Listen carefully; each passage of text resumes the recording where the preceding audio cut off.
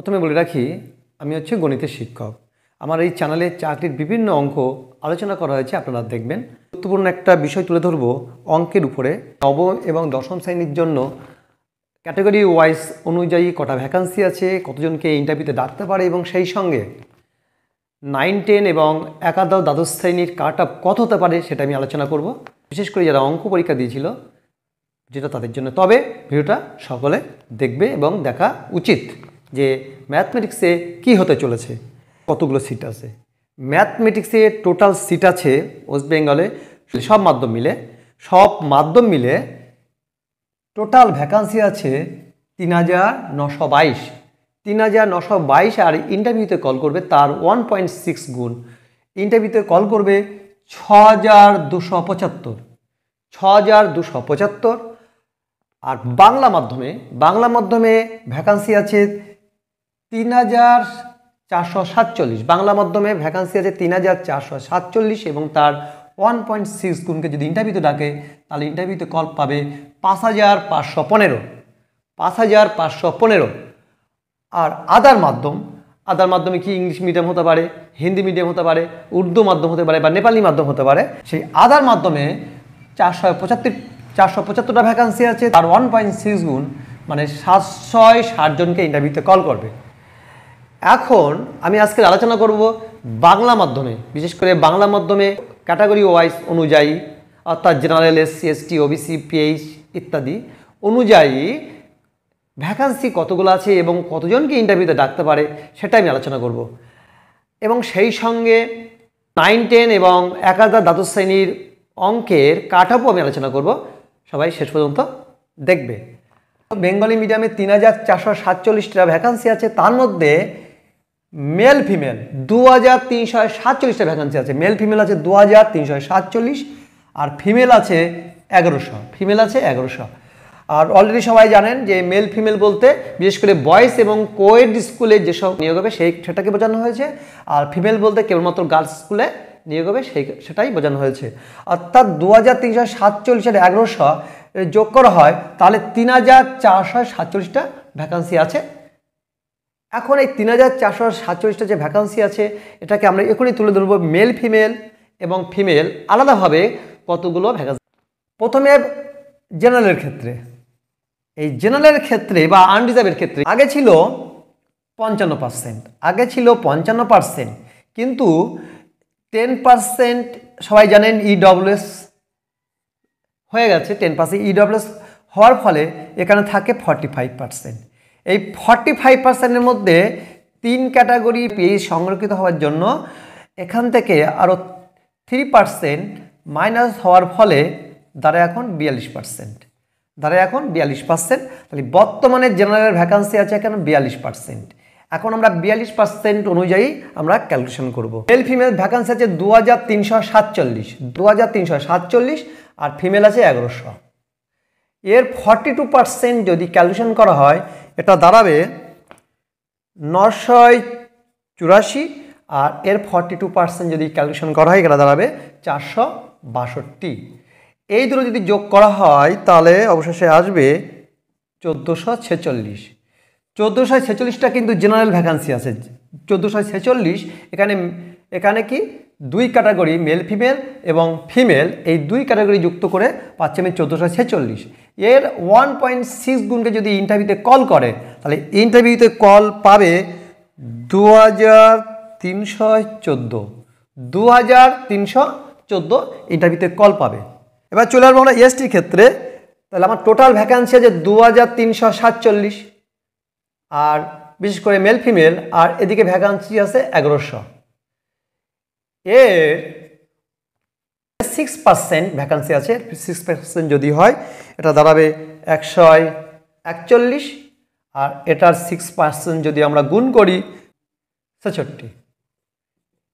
এটা ১৪১, এটা ৬৬, যদি দুটো যোগ করা হয় তাহলে হবে ২০৭। এগুলো হচ্ছে এসটির ক্ষেত্রে, হচ্ছে এটা কার ক্ষেত্রে? এসটির ক্ষেত্রে ২০৭। এবং এর 1.6 গুণ যদি ইন্টারভিউতে কল করে তাহলে ইন্টারভিউতে কল পাবে ৩৩১ জন। 331 জন। এসসির ক্ষেত্রে আগে ছিল 22%, এসসির ক্ষেত্রে আগে ছিল 22% ভ্যাকান্সি ছিল, 1% রিজার্ভ হয়ে গেছে, 1% আলাদা এসসি পিএইচ এলডিতে 1% সংরক্ষিত হয়েছে। ফলে বর্তমানে দাঁড়াবে 22-1 সমান 21%। এখন এসসির ক্ষেত্রে 21% সংরক্ষিত হয়েছে, তবে এই 1%টা কি এসসি পিএইচ এলডি, ওটাও এসসি ক্যাটাগরির মধ্যে, কিন্তু এটা বেরিয়ে যাবে, তাহলে হয়ে যাবে ওখানে 21%। এখন এই 21% ধরে যদি আমরা ক্যালকুলেশন করি, তাহলে মেল ফিমেলের ক্ষেত্রে কত দাঁড়াবে, এটা যদি আমরা ক্যালকুলেশন করি এটা দাঁড়াবে 493। আর এর যদি 21% যদি আমরা ক্যালকুলেশন করি তাহলে আমরা পাবো 231। এই দুটো যদি যোগ করা হয় তাহলে আসবে 724। আর এর 1.6 গুণকে ইন্টারভিউতে যদি কল করে তাহলে হবে 1158 জনকে ইন্টারভিউতে কল করবে। এবার আমরা আসবো ওবিসি এর ক্ষেত্রে। আর ওবিসি এর ক্ষেত্রে সংরক্ষণ সবাই জানে, ওবিসি এর ক্ষেত্রে সংরক্ষণ হচ্ছে 10%। ওবিসি এর ক্ষেত্রে সংরক্ষণ হচ্ছে 10%, এবং আগে যেটা ছিল এখন সেটাই আছে। তাহলে এটা আমাদের অ্যাপ্রক্সিমেট ধরে নিতে হবে 235, আর এটা আসবে 110। এই দুটো যদি যোগ করা হয় তাহলে হবে 345। টোটাল ভ্যাকান্সি আছে ওবিসি এ টোটাল ভ্যাকান্সি আছে 345, ওবিসি এ ভ্যাকান্সি আছে 345, এবং এর ইন্টারভিউতে কল করবে 1.6 গুণ, এটা সমান হবে 552। তাহলে ইন্টারভিউতে কল পাবে 552। এবার আমরা আসবো ওবিসি বির ক্ষেত্রে। ওবিসি বির ক্ষেত্রে সংরক্ষণ আছে 7%, আগে যা ছিল এখন তাই আছে। 7% যদি সংরক্ষণ থাকে উভয়ের ক্ষেত্রে, মেল ফিমেলের ক্ষেত্রে যেটা দাঁড়াবে 164, আর ফিমেলের ক্ষেত্রে দাঁড়াবে 77। তাহলে মেল ফিমেল হচ্ছে 164 আর ফিমেলের ক্ষেত্রে 77, দুটো যোগ যদি করা হয় তাহলে হবে 241। আর এর 1.6 গুণ যদি ইন্টারভিউতে কল করে তাহলে ইন্টারভিউতে কল পাবে 386। সবগুলো কিন্তু অ্যাপ্রক্সিমেট ধরা হচ্ছে 386। এখন পিএইচির ক্ষেত্রে জেনারেলের মধ্যে 3% ঢুকে আছে আর এসসির মধ্যে 1% ঢুকে আছে, তাহলে 4% আমাদের পিএইচির জন্য সংরক্ষিত। আর আপনারা জানেন যে এই যে 4% এর মধ্যে কি আছে, জেনারেল, পিএইচ, বিশেষ করে এইচআই, জেনারেল, পিএইচ, ভিএইচ, আর জেনারেল, পিএইচ আর ওএইচ। জেনারেলের মধ্যে 3টে সংরক্ষিত আছে, আর এসসির মধ্যে আছে এসসি, পিএইচ, এলডি একটা। টোটাল এই 4% সংরক্ষিত আছে। এখন এই 4% সংরক্ষণ অনুযায়ী আমরা ক্যালকুলেশন করব এবং 4তে ভাগ করলে আমরা আলাদা ক্যাটাগরি ওয়াইজ আমরা বের করতে পারবো। তাহলে 4% যদি হয়, এরও 4%, এর অ্যাপ্রক্সিমেট ভ্যালু হবে 94 আর এর অ্যাপ্রক্সিমেট ভ্যালু হবে 44। দুটো যদি যোগ করা হয় তাহলে ক্যালকুলেশনে আসবে 4 আর 4 8, 9 হচ্ছে 138। এই 138টা কিন্তু পিএইচ ভ্যাকান্সি আছে, এবং একে যদি আমরা 4তে ভাগ করি, 4তে ভাগ করলে প্রত্যেক ক্যাটাগরি ওয়াইজ অনুযায়ী সংরক্ষণটা জানতে পারবে। এই যে ক্যাটাগরি আছে গড়ে 35টা করে ভ্যাকান্সি থাকবে, গড়ে প্রায় 35টা করে ভ্যাকান্সি থাকবে, কম বেশি। প্রত্যেক ক্যাটাগরি অনুযায়ী গড়ে 56 জনকে ইন্টারভিউতে ডাকতে পারে, আর গড়ে নিয়োগ হতে পারে 35 জন করে, গড়ে নিয়োগ হতে পারে 35 জন করে। মেল ফিমেল গড়ে মোটামুটি 24 জন করে নিয়োগ হবে, আর ফিমেল গড়ে 11 জন করে নিয়োগ হবে। ইডব্লিউএস এর ক্ষেত্রে আগে কোনো সংরক্ষণ ছিল না, এখন কিন্তু 10% সংরক্ষণ হয়েছে। ফলে এদের ক্ষেত্রে মেল ফিমেলের ক্ষেত্রে 235 জনকে নিয়োগ দিতে পারে, আর ফিমেলের ক্ষেত্রে 110 জনকে নিয়োগ দিতে পারে। তাহলে টোটাল নিয়োগ হবে, এখানে টোটাল নিয়োগ হবে 345 জন। আর ইন্টারভিউতে কল করতে পারে এর 1.6 গুণ, অর্থাৎ 552 জনকে ইন্টারভিউতে কল করবে। এইভাবে আমাদের ইন্টারভিউতে কল করতে পারে, অর্থাৎ আর কয়েকদিন পর যে মেরিট লিস্ট বের হবে ঠিক এইভাবে কিন্তু মেরিট লিস্ট বের হতে পারে।